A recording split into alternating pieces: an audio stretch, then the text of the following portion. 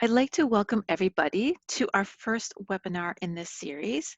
This webinar series was held in the winter of 2020, and we're just re-recording the first webinar as we had some audio issues. So my name is Catherine Forster, and I've been running the outdoor greening program in Ottawa since 2016. So when our first local resources were created, we have a strong network of local interfaith gardeners who use a sustainable gardening approach, and we're hoping that you'll join us. I'd like to first acknowledge that I'm working in the unceded traditional Algonquin territory of the Anishinaabe people in Ottawa. I'd like to pay respect to both the land and the people, including all Indigenous people who have walked in this place and who are the traditional guardians of this land. I want to recognize their long-standing relationship with this territory where they have lived since time immemorial and honor those that call Ottawa home. Ottaway, as shown on the slide there, is the Algonquin word meaning to trade. The Utawakes were a trading nation of the Anishinaabe family. It is from Utawake that Ottawa is derived.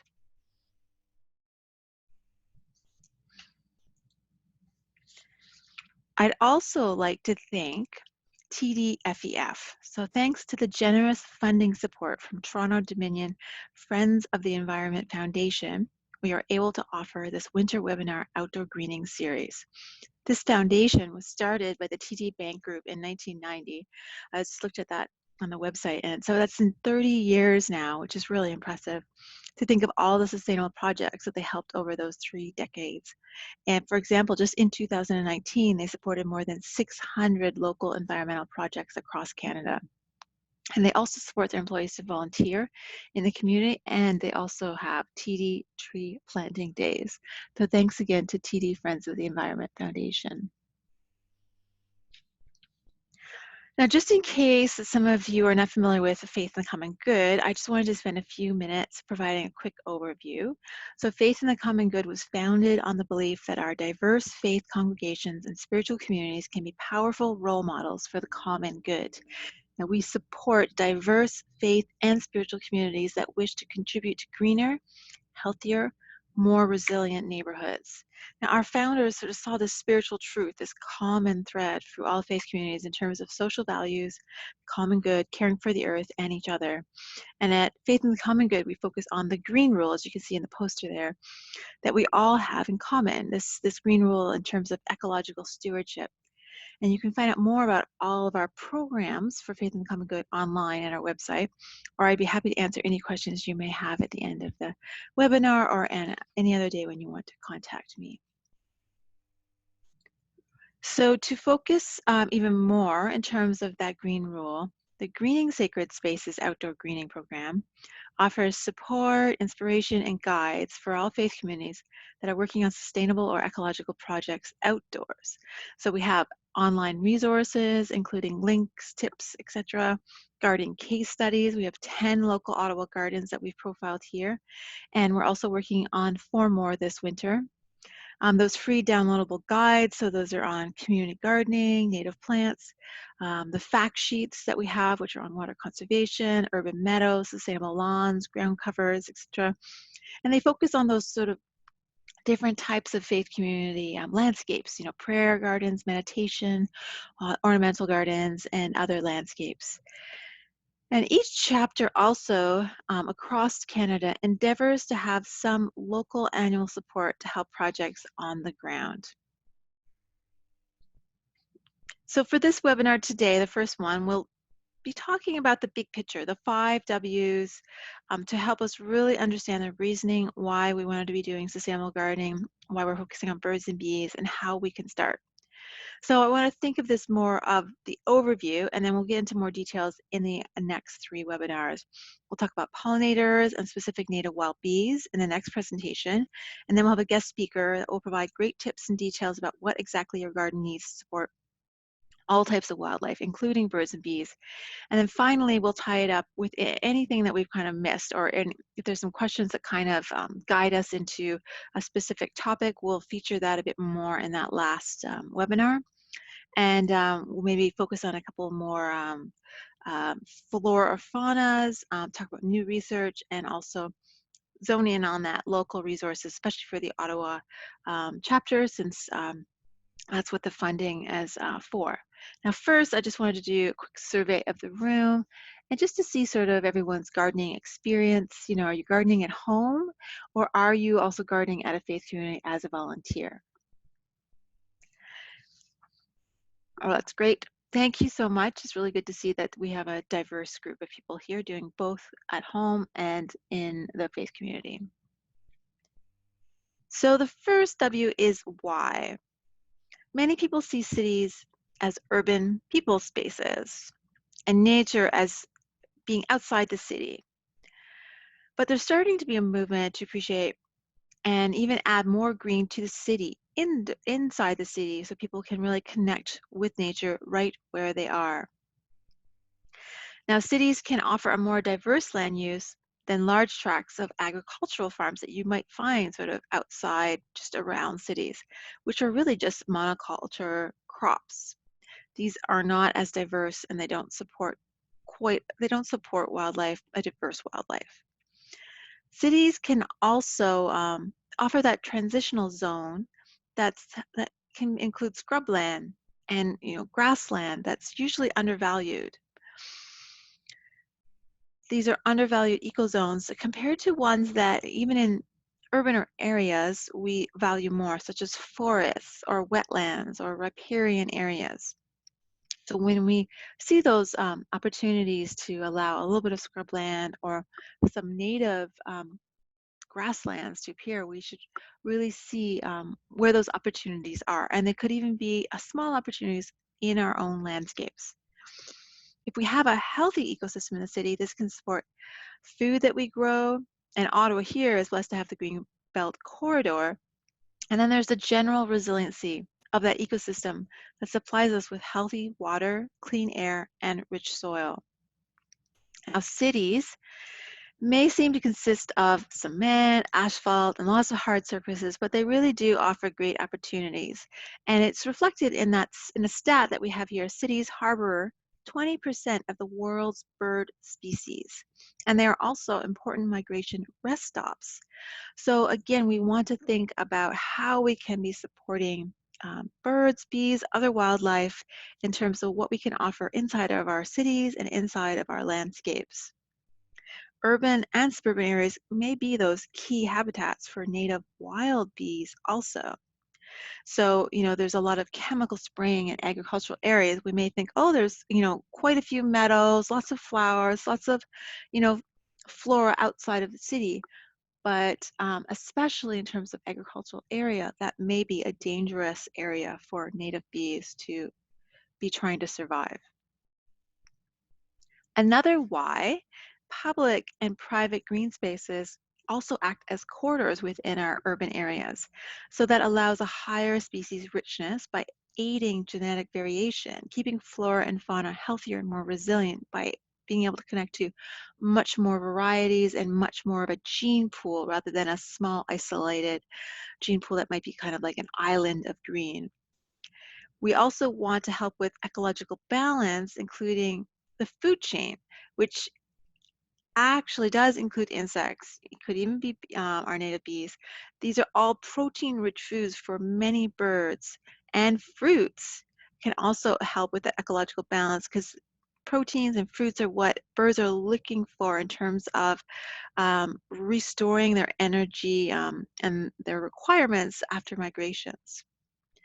We do depend on pollinators for much of our foods. The main carbs, so those are wheats, corn, rice, are wind pollinated, but so many other foods rely on, rely on fauna to do the pollination.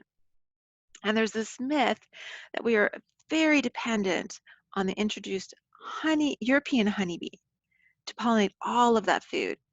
And yes, they are heavily used in large monocultural agriculture farms, but wild bees have been shown to do a good job and sometimes even a better job in some instances. I think strawberries was one of the examples, and would be an ideal pollinator for organic mixed crops, which are also more resilient than our monoculture types of farms that we have right now. So just in case there is that question, what is pollination? Why are we interested in helping pollinators, helping our bees? So pollinators, as I sort of alluded to before, they're the ones that help ensure that all of our food is growing. They fertilize the flowers, which then allows seeds to grow. So those nuts, the fruits, and other types of plants can grow due to um, pollination, and also the seeds are there to reproduce the plants for the next year coming. So they're really very necessary for these reasons. And bees, as we know, are one of the key species that provide these pollination services. So another why, we discussed before, because we are members of faith communities, there is this calling to be stewards of the earth, to care for creation. Faith communities can provide green, sustainable, and healthy land use on their properties that benefits everyone in the neighborhood through these ecological services. Faith communities can have green rest stops that provide these calm, almost meditative, beautiful spaces in a very busy world, even just for people. You know, people who kind of forget to stop and enjoy the beauty. Having a faith community in your neighborhood can offer you that reminder, that beauty as you're commuting home, as you're walking around the neighborhood, just those beautiful spaces. Green spaces are also being recognized as important positive factors in our mental, emotional health, and spiritual fulfillment. There's a lot of studies out there now in terms of how green spaces benefit us, but a couple of quick stats. 40 seconds of looking at a green space, even just looking, can help us restore attention. 6 minutes in a green space, even under a tree, or just being outside, seeing some sky and some scents and some things like that, can help decrease stress levels. And 15 minutes walking around in a tree-lined street or in a park can help lower feelings of depression. So these are all things that faith communities can offer to their neighborhoods in terms of having a beautiful landscape, having a green space, allowing these spaces to be an offering to the community. And also, faith communities can lead by example. So, by doing outdoor greening projects, those can be visible actions that encourage others, your community members, people in the neighborhood, to do the same. Could be a rain barrel that people see, could be a community garden on your faith community property, or it could be signage, in terms of save the bees or things like that, or, why is the faith community creating this hedgerow or something like that with a little bit of a signage. You can really help inform and educate people.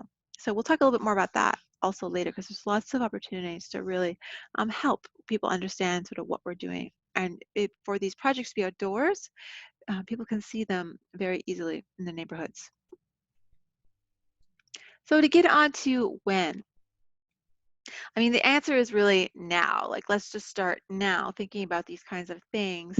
But let's look at the reasons why it should be now. So there has been a sharp decline in insects over the past 30 years, and the studies just came out the last 2 years, I think. You may have seen some headlines in the papers about the insect Armageddon, and now we're reading about bees and almond fields, how these almond fields, because of the chemicals in them, are like battlefields. Um, there's a real worry about the decline in insects because we are reliant on them, because they are part of the food chain, because they are just so essential in terms of, ecological circles and things like that. Wild bees are facing the same threats as honeybees. We've seen those news headlines also, how honeybees, have been, decimated by mites and by other, ecological factors and things like that. Some unknown, but wild bees, not in the headlines so much, but a little bit more now, really are facing the same threats as these honeybees. Climate change factors, pesticide uses, diseases such as those mites. And for wild bees, they are losing habitat. This fragmentation, less safe habitat, due to chemicals, is a real threat to wild bees.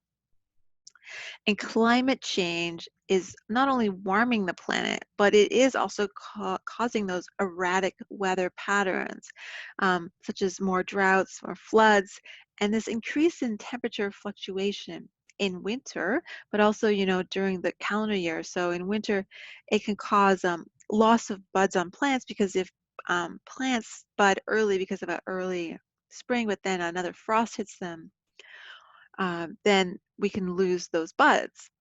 There might be a loss of snow insulation on the ground that needs to be there to protect overwintering insects. So if it's not snowing in December, or if we have a thaw where things become icy and there's no snow, these can actually affect how many overwintering insects survive, and also affects plants and bulbs and roots for the next year also. Now, this temperature fluctuation also influences the movement of fauna. So wildlife is moving north um, and because of the warmer temperatures. So we're having more ticks moving north, as we know. Now, opossums, which are great tick eaters, and other things that may be eating ticks but may not be able to survive our winters yet, are moving a little bit slower up. But and then the flora is moves up much more slowly. It all means that there's this mismatch in survival abilities. And then this change in temperature, such as earlier springs, affects spring migration. Insects are awoken by weather temperatures, so how warm it is, whereas birds migrate because of the amount of daylight that starts becoming available. So they get the cue by seeing that there's more light during the day. So they'll be moving more always at the same time because the changes in light don't change, but then the insects may be awakening earlier, and some of those food sources may disappear for the birds that are coming back up. And then it also might mean there's less to feed the young at certain times, because those when a bird has babies can be really dependent on when there's insects available, and that's going to have been matched over like many, many centuries of development together. So in the decline in insects overall that we've been seeing is also one of the reasons that people believe that insectivores, which are birds that eat insects, are declining, and they're declining at a faster rate than other bird species. So to get on to where can really be anywhere. There is a green space, but in terms of faith communities and the spaces that we have, um, there's quite a few options. So sustainable gardening can be done at faith communities, or it could be an active effort just to help inspire congregants to consider doing sustainable gardening in their own backyard. So that could be the effort of the faith communities, just to inspire congregants to think about doing it in their own backyard. Faith communities also have this opportunity to consider their ornamental gardens, perhaps putting, some more native plants in them, or considering some different changes, tweaks to that. Thinking about how they can make their prayer and meditation spaces, or even cemeteries, more sustainable. Cemeteries, especially, these are really great refuges for wildlife in the city because they're larger green spaces that are quiet, actually. They're not disturbed a lot by humans. So you'll find that a lot of wildlife ends up being there and finding it a safer space to be.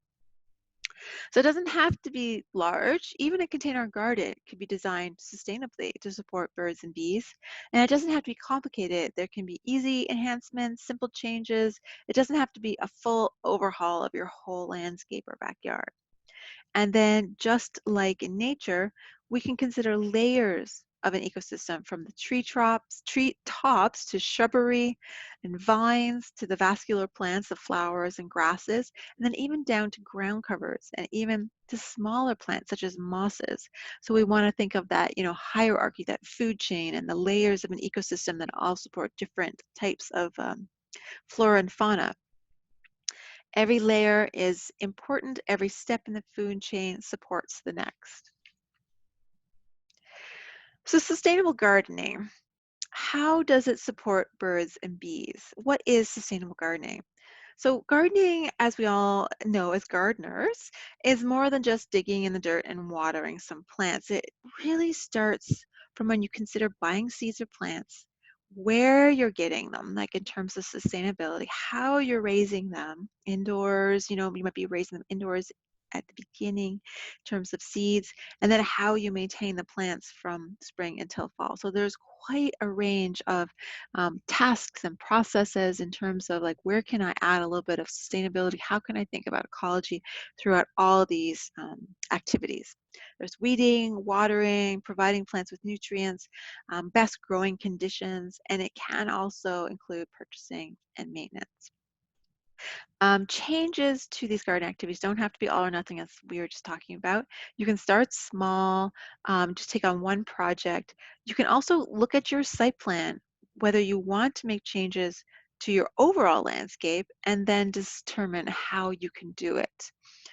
Um, Perhaps you want to think about less lawn, or maybe there's quite a few hard surfaces and you could take one or two of those out. What can you add instead of lawn or hard surfaces to help support birds and bees? Those are good questions to think about when you're looking at your property. It's a new way of seeing your property. Perhaps it's an opportunity to see it as a shared space with nature, something that could support a new vision. It's less human centric and more nature focused. Um, so what? Also, I like to think about what in terms of what the space can offer rather than just a landscape of green. How can this connection to nature and sustainability be expressed in other ways? What can we do, such as an outdoor worship service, like going outdoors, and then the value of this space that you have, really becomes bigger because you're using it in more ways and people are out there appreciating it. And it could be children's activities, getting kids outside thinking about nature, youth groups, and talking about sacred scriptures and how they connect to this need or desire or benefits of caring for creation outdoors. Sharing the space with your community is so beneficial because it becomes this resource that you can offer to the larger neighborhood. And they can sort of connect with it also, connect with the birds and the bees in this green, healthy space. And then your landscape, your property can also be used for learning opportunities, for other mission opportunities, some ministry, and really rethinking about what you can use your property for. So the who, as you may have guessed already, becomes you. Who can be doing the sustainable gardening, the helping the birds and the bees? So we have some great examples here in Ottawa of small to even to large gardens and landscape conversions from just a median strip that you can see here on the right-hand side, where they're just added more plants rather than just basic ground cover. This is in a parking lot, or it can be a small, narrow plot. This one at the bottom on the left. This is a small plot that's right actually ends up being beside the rectory, but it's facing the entrance to one of the main entrances to both the church and the worship space. Sorry, the hall and the worship space. But so everybody can see it as they're coming through, and they know that this is a new garden bed that the people are trying to do something a little bit different, something for the native bees.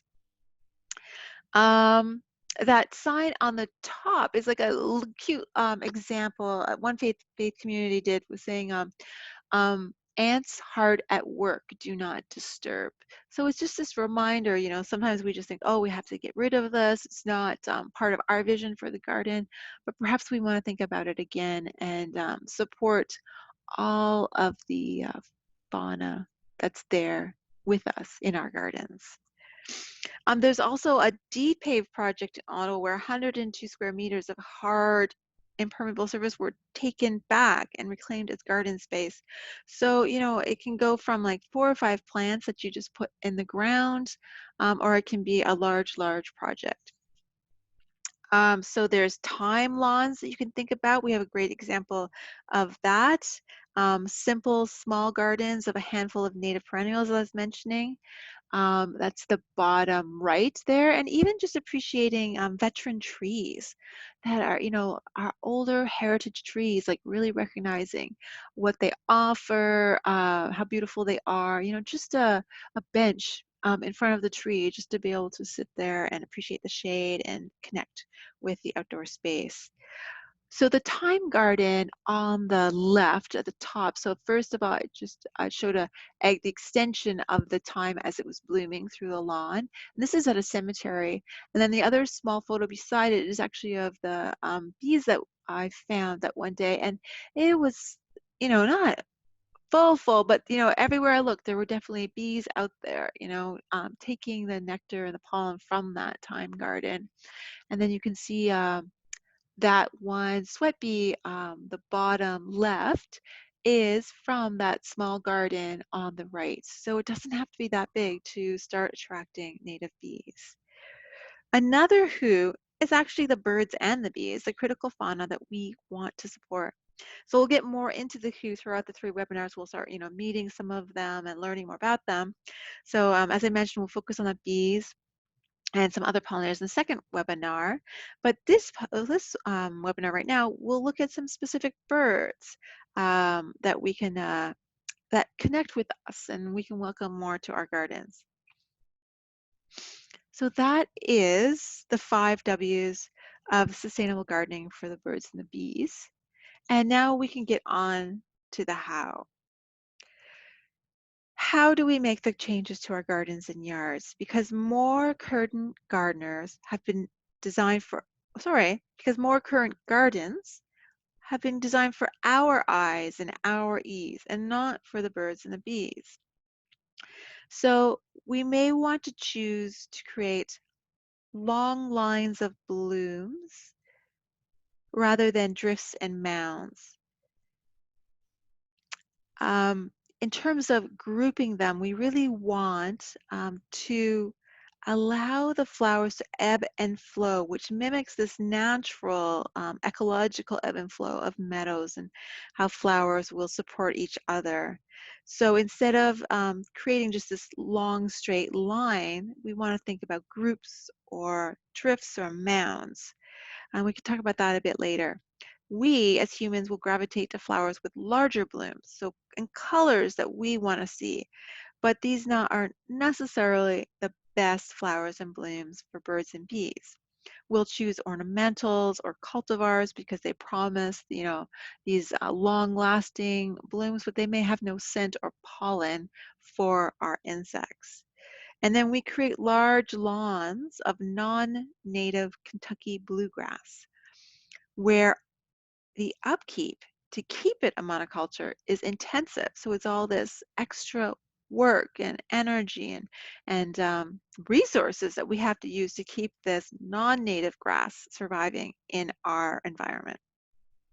So Ottawa and really Ontario has many species of birds, and it also includes migrating birds. So some may not be native to here, but they might be migrating through our area further north. Native bees in North America are diverse and have many unique characters. They come in different sizes and are therefore able to pollinate different size flowers. Some are long-tongued and some are short-tongued. And there are over hundreds and hundreds of species in North America. So how do we garden sustainably for them? I think if we want to talk about sustainability, we should remind ourselves what it means. Sustainability, the quality of not being harmful to the environment, of depleting natural resources, and thereby supporting long-term ecological balance. It being a closed-looped system. What I like to think about is that closed-loop system. So no waste, no pollution, minimal disturbance, minimal consumption, using only what we need. How can this be applied to our outdoor space?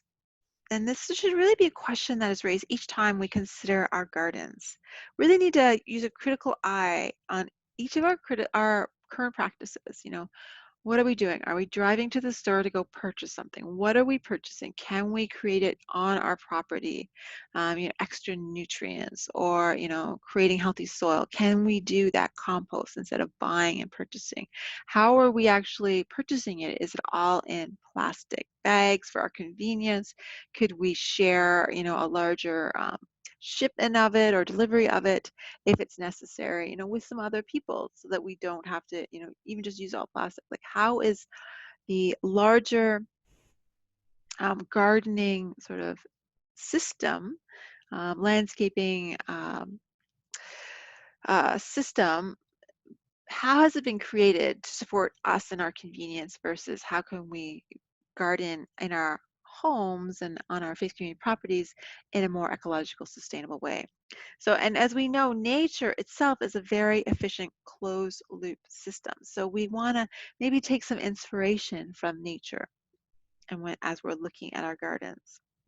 It'll take time to change, but every small step is a victory. So how to start? When we think about sustainable gardening, as I talked about before, it doesn't have to be all or nothing. It can be as easy as adding some native perennial plants to a current garden bed. And that's it. You really want to think about your own energy, your own time, what you can do, and where you can do it. Any native plant can be a boon to wildlife. Think about the long and arduous journey of a wild native bee flying from flower to flower over vast lawns of empty grass. And this says that some travel upwards of 1.5 kilometers, depending on the size of the bee and the need, like I guess in terms of also where it can source this pollen and nectar that it needs. So the best native plants are local ones grown in local organic conditions. So it always suggests to see if there's a local seed swap or plant swap or, buying from your nursery, but finding out where these plants were grown. You want to be able to trust the suppliers that what you are purchasing are native and not cultivars. So even some of the native plants have been bred to be specialized. So you may see milkweed or an aster, but it's not a native plant anymore. It's now a cultivar. It's been specially bred to provide bigger flowers or longer lasting blooms or something like that. And with this alteration, there may be some detriment. We don't really know all, but some detriment to having those types of plants providing habitat for a local fauna. We're not sure, but it's always best to have native plants. Keeping it simple at first can allow you to see what you like, in terms of purchasing flowers too. People always, you do want to purchase something that you do like. So find the native plants that you like the best, but, consider adding, different colors and different shapes and sizes. And you also want to know what works where. Every backyard, every property has a little bit of that microclimate, has a little bit of, different soil conditions. So you always want to test to see what works. And then you can even just introduce some, new color variety to a current garden bed, something that's already established.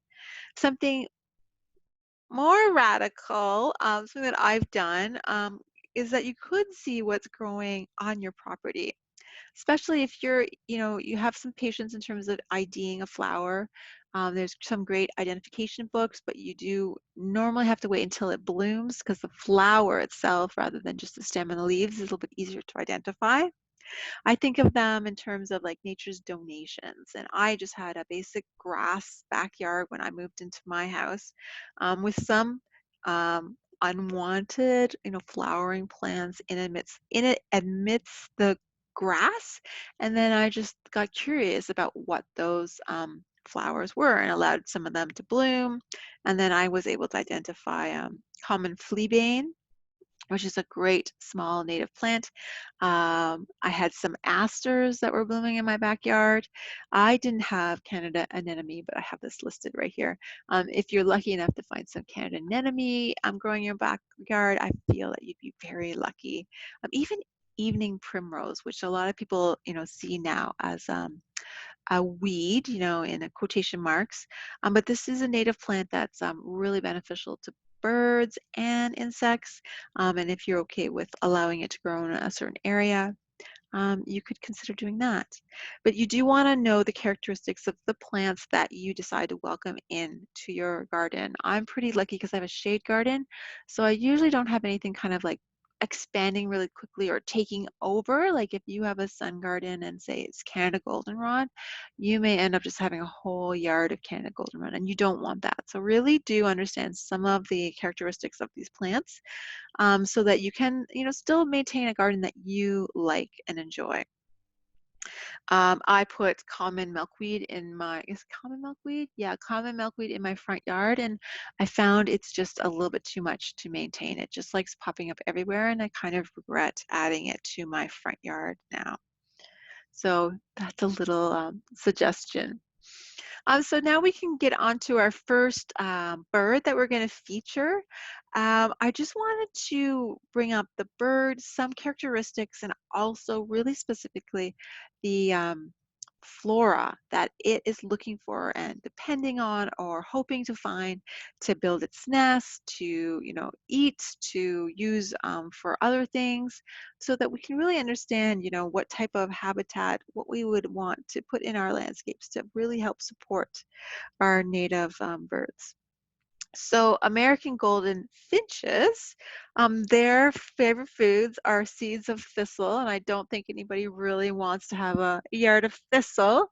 But evening primrose, as I mentioned, it also like spruce, willow, and then those catkins that you can find in the spring, birch and alder. The picture here on the right is a goldfinch in a large field of thistle that I found in Gatineau. So, and there were a few, probably 10 gold finches that were kind of diving around and eating the thistle there. So another interesting thing would be is that they nest in maple saplings or bushes. So they're not really nesting that high. Um, Hawthorn, serviceberries, and then their nests are made of grass and bark strips. Now, as I mentioned, like some of these may nest earlier or later in terms of when they are want to raise their young. So these finches are late nesters, so it'd be June or early July because they wait for the first seeds of meadow plants to arrive. So the meadow plants have to be be pollinated, um, bloom as a flower, and then become a seed, and then the goldfinch can eat those seeds. So they mix those fresh seeds with a mix of insects to give protein to their young once the young have been born. Juveniles will usually remain local for the winter, but with the warming trend, more and more adults are staying also. And you'll notice them sometimes in smaller flocks, in larger meadows, but some still will fly south in large flocks. And then I thought this was nice. The group is called a charm of goldfinches. So in terms of how, we talked a little bit about this before, but really getting to know your landscape is a great place to start. Winter, right now is a great time to plan and think about seeds and even to review your site plan if you can remember it, thinking about sunny spots, where those spots are if you have a certain type of elevation. Do you know what soil you have? Like in Ottawa, we're well known to have a lot of clay here in this area. Um, you don't always have to amend your soil. There are native perennial clay buster plants. So they do fine in clay, and we don't have to be adding a lot of this soil that we buy from the nurseries. So are there low areas? Do you know your elevation? Those lower areas would be wet or damp spots, and then you can add plants that like things to be a bit more wet. Or is there an area that gets a lot of salt and sand? So you want to think about plants that can tolerate a bit more salt. And then even outside of your landscape, what's close by in your neighborhood? Is there a green space? Is there a stream? What else? How can you help connect, make that sort of linear connection to other green spaces? You may want to think about, where the quieter spots in your landscape are, both for your parishioners to appreciate in terms of a prayer meditation space, but also for wildlife. They don't want to be around where there's a lot of activity and noise. So somewhere that's not in a high visibility area, or perhaps if it's not highly visible, this can also be an opportunity to do a bit of experimenting or leaving a little bit of the unwanted plants to grow and identify, what they are. And then when you think about your site plan, you also want to consider vertical opportunities. Is there a sunny wall, or is there room for a tree, or can you grow some vines? Because birds will use various levels in terms of their habitat. Some of them are more birds on the ground, some of them like shrubs, some of them like to be high up. So when you think of layers that way, you're also supporting more birds, more diversity. So in terms of birds, let's talk about woodpeckers next. Um, this is one of the smaller woodpeckers. There's also the larger pileated woodpecker. I think it's the hairy woodpecker, and you'll notice different woodpeckers around. Their favorite foods, obviously, they're drilling around to find insects. They're interested earworms, tent caterpillars, apple borers, beetle larvae, which can be found inside wood or tree bark, but they also do eat berries and seeds, so shrubs are also good for them. They will nest in cavities of dead deciduous trees. So it's in terms of like what we learned in our ecology classes, it's always good to have a few dead mass trees in a wooded area because those dead trees actually support a lot of living species. So they will line their nest with wood chips, and both the male and the female will excavate the nest hole. So their clutch size is 3 to 8 eggs, but they only have one brood a year. Some birds will have more than one a year. So their stiffened tail that you can kind of see there in the picture, they use it to support themselves as they explore the surfaces of trees, moving downwards. And then they'll also eat larvae in plant galls. And so you'll see those kind of round galls, especially in goldenrod. And that's because an insect is laid an egg inside the plant, and then the plant will swell around this insect, which creates this gall. So they do well in young forests, but that's probably due to the variety in diet from these forests. Also, when we're thinking about how to do our landscaping, we want to really think about a good gardening team. So this is especially important for faith communities in terms of identifying volunteers. This is really important. Um, you may just identify a volunteer team who will help with some specific events like a heavy lifting day, in the spring, or a cleanup. But you also really want to think about volunteers that will be there weekly to help with, more regular tasks that need to be done. And then you may, if you have the gardeners outside at your faith community, they sometimes need support in recruiting volunteers because they're the ones who are doing the gardening. So you may want to just have a volunteer recruiter for a faith community for all different types of volunteer work.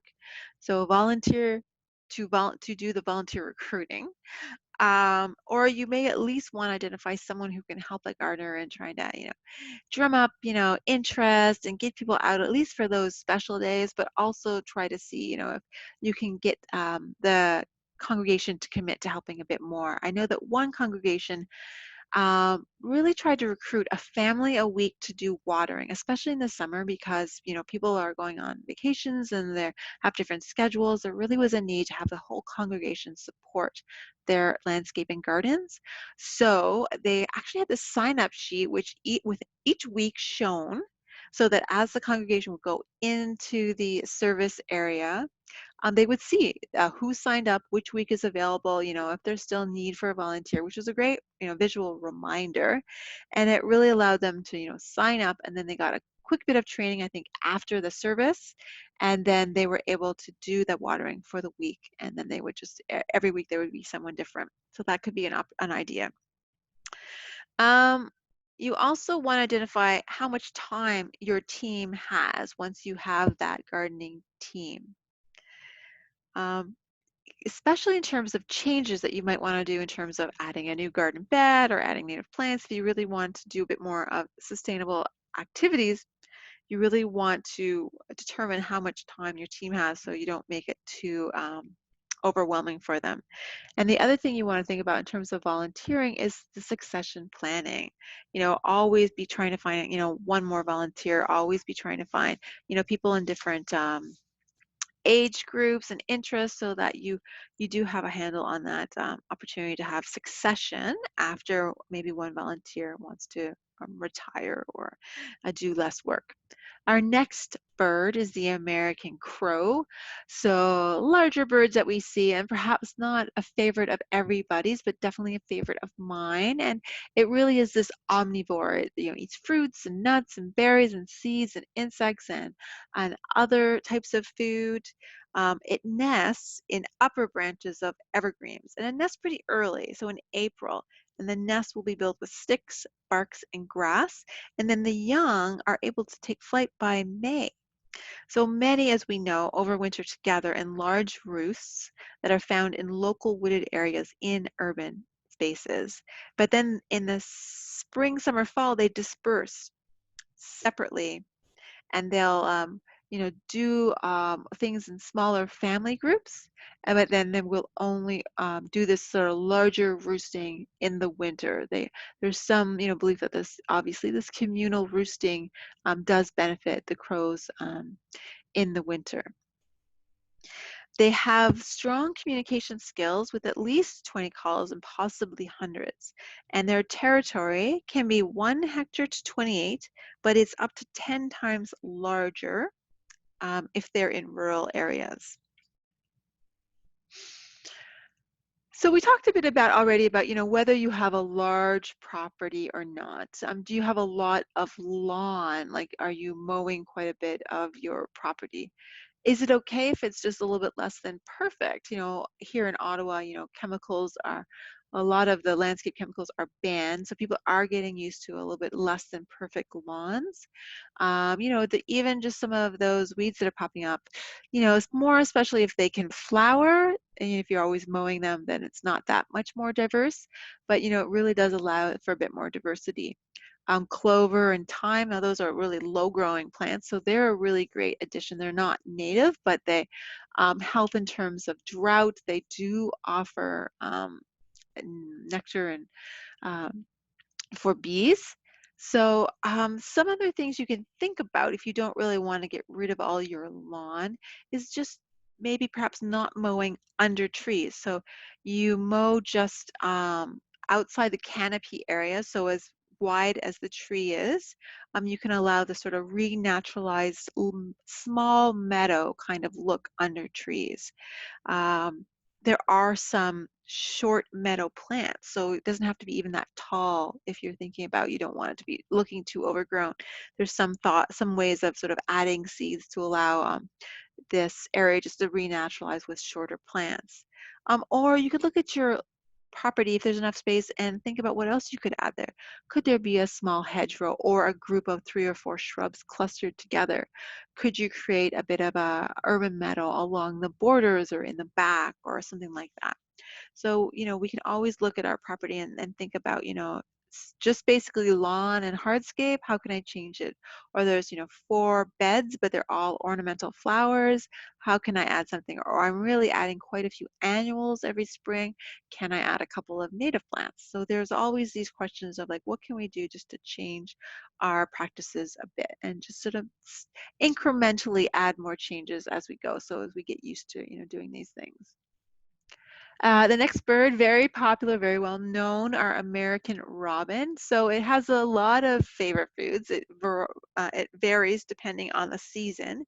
So in the spring, it's worms and grubs and caterpillars and lots of that protein, snails and beetles.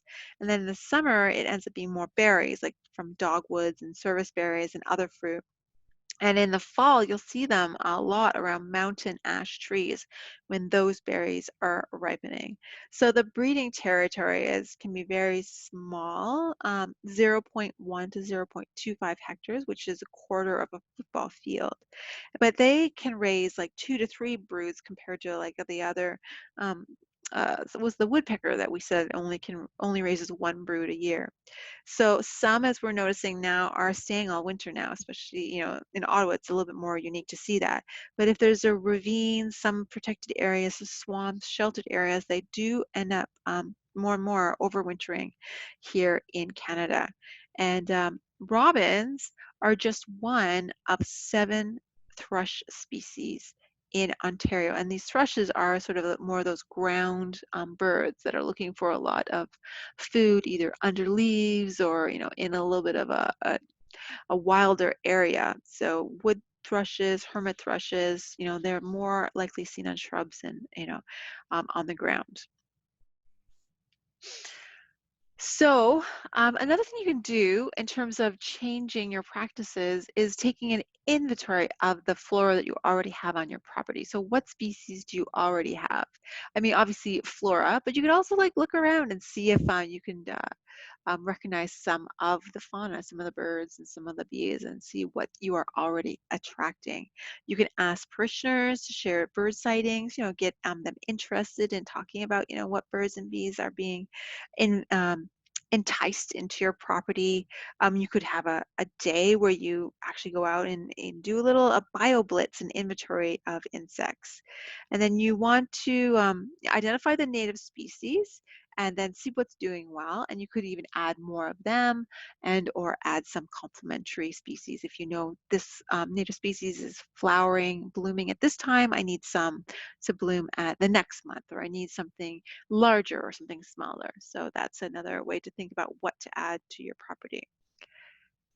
In terms of birds, let's talk about the chimney swift next. So chimney swift, they are now very adapted to using our chimneys as a place to put their nest and raise their young. They are insectivores, so their favorite foods are mosquitoes, flies, wasps, beetles, other flying insects. As mentioned, they nest in these chimney cavities or even steeples. So there can be an opportunity to support them. There is a church in Toronto that was going to take down their chimney, but recognized that it was actually an active roosting site for chimney swifts. There are some groups that monitor active sites so they can help you identify if it's active or not. And they just left it up for the birds because there is this question as to why there is this decline in chimney swifts. Also, obviously, the question partly, are there less insects?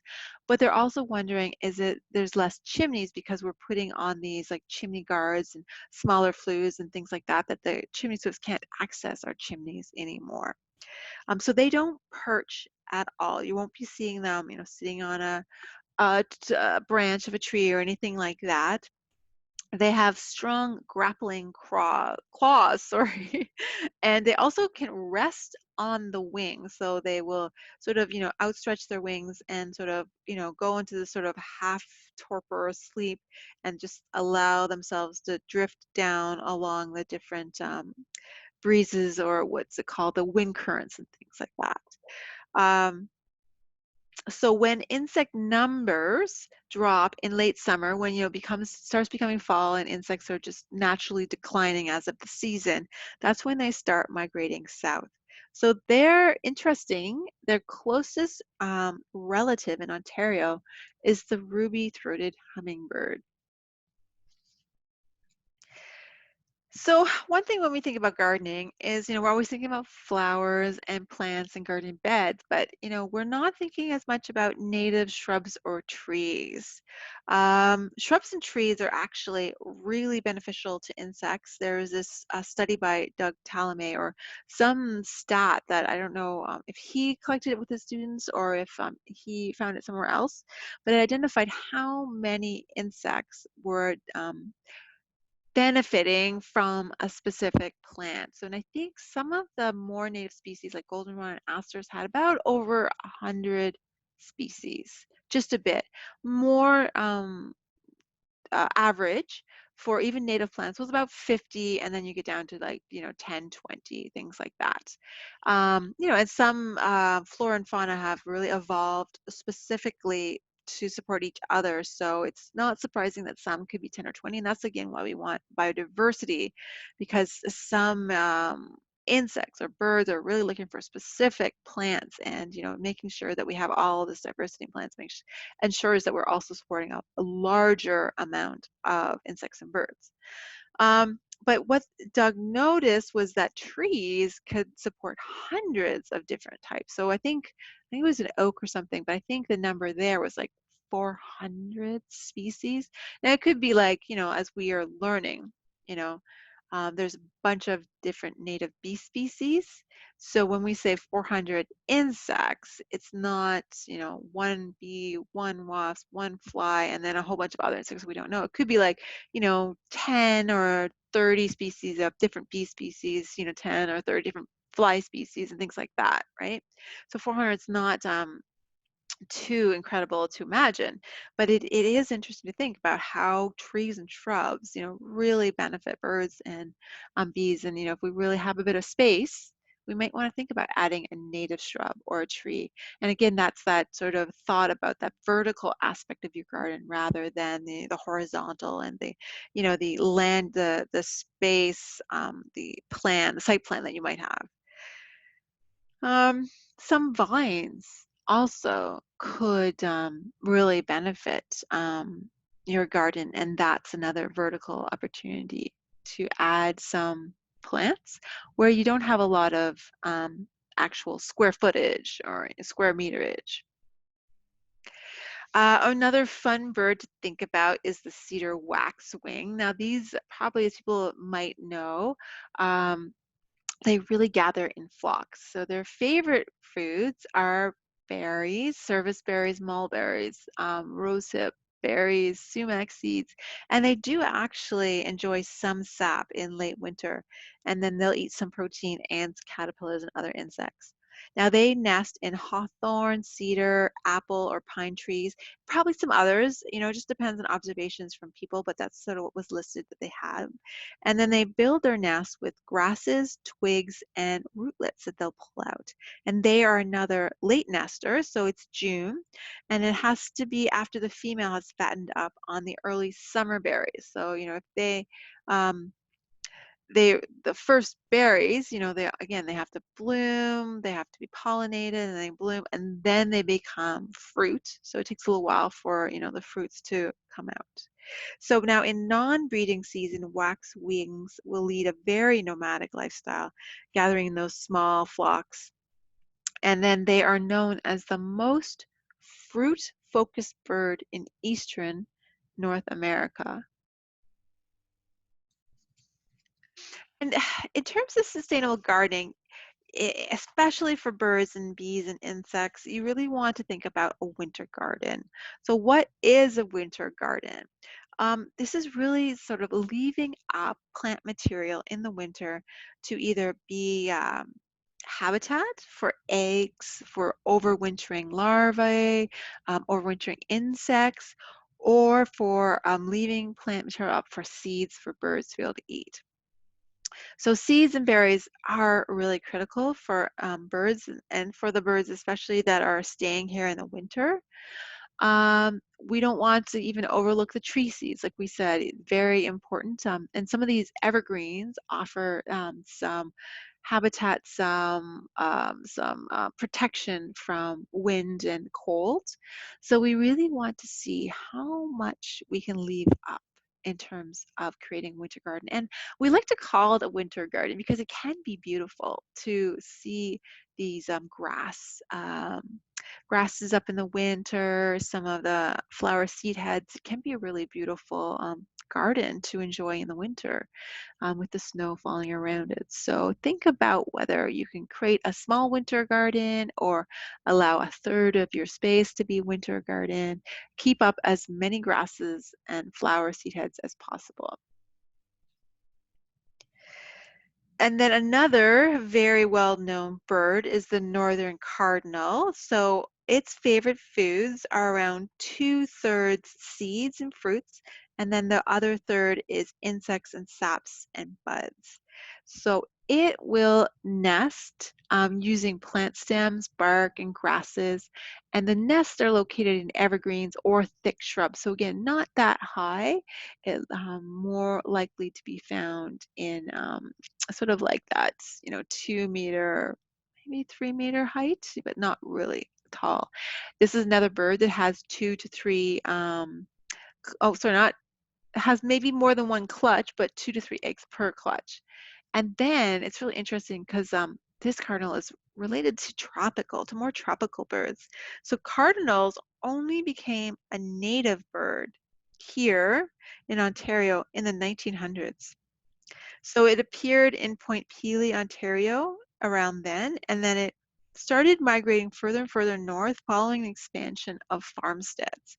It took cardinals until 1970 to expand their territory as far north as Ottawa. So it hasn't been a native bird for that long. So that's an interesting thought, in terms of really what is native also. When I think about sustainable gardening, I also really think about messy gardening, lazy gardening. So you may see that in certain articles. Want encouraging people to embrace messy gardening, which is partly that winter garden, leaving seeds and grass plant material up. So you want to have it a little bit less tidy. Allow sea heads to stay.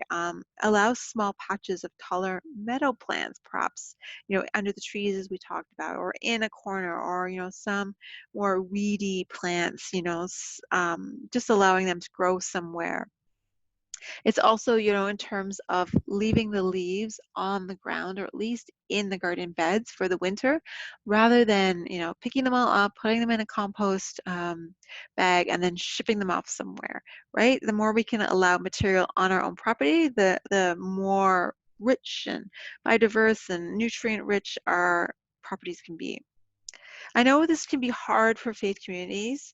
You really want to sort of balance out that beauty, that ornamental look, and that people appreciate in terms of manicured gardens and enjoying certain manicured vistas, right? So we really want to start finding spaces that maybe we can do that in a less visible area or educating our parishioners a bit about that. I like the idea of just putting even a little fence, some kind of beautiful fence around an area that you want to create a little meadow garden and just allowing parishioners to understand what you're doing.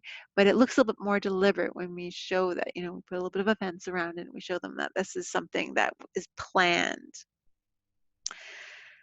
So we really want to see how this, philosophy of messy gardening feels and what feels right in terms of expressing it in our space, right? So we always want to, consider our own landscape, our own parishioners, our own property, and figure out what's comfortable for the most people. So, and front yards, you still have to consider some bylaws. So you want to do this, as mentioned, perhaps in the less visible areas. Now, some cities are trying to change these bylaws, and it's sort of based on interpretation also. So we have, and even educating neighbors can help in terms of letting them understand why you're doing it, so that they don't get upset and feel that you're violating a bylaw.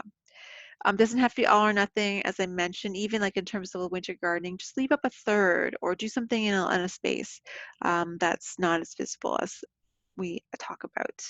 Um, Thinking about those maintenance habits. How can we change them, just incrementally, bit by bit. And then we'll talk a bit more about messy gardening in this series, in a few of the other webinars. Another really friendly bird that a lot of people probably have seen or is on your property is a black-capped chickadee. So they definitely are, the proteins, the berries, and the seeds. So caterpillars, spiders, plant lice, conifer seeds, even poison ivy and other berries. So, we always think, oh, we'll just spray the poison ivy, get rid of it everywhere. It's not beneficial to anything, but It is. There is a reason that even poison ivy berries are around.